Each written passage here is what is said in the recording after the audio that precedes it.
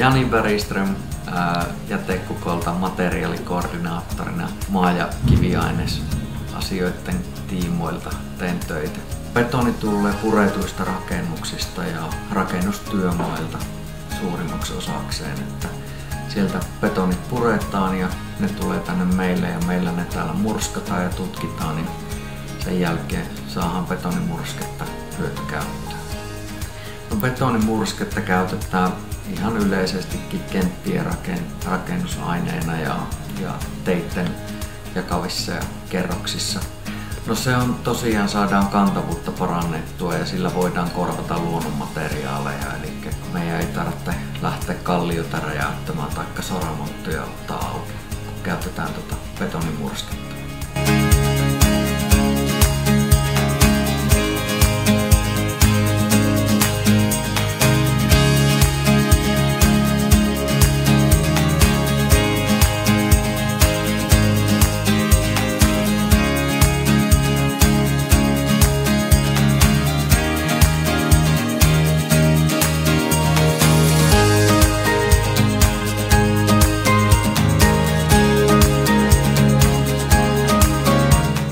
Tässä urakkana niin on kuori vanha asfaltti pois, lisätä kantavuutta, ja sitä kantavuutta lisätään justiinsa tällä kalliomurskeella, mikä tässä on nyt murskattu 0–90 milliä.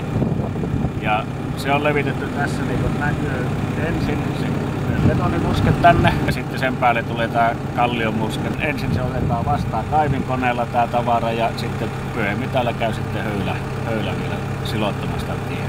Asfalttia laitetaan sitten 5 senttiä vielä tähän päälle ja tietenkin sekin lisää sitten kantavuutta. Että tässä on ollut ongelmana se, että tämä on ihan antanut periksi tämä tien runko.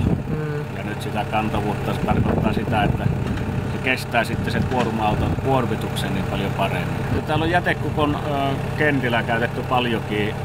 Ollaan tehty isoja kenttiä ja kokemukset on aika hyvät.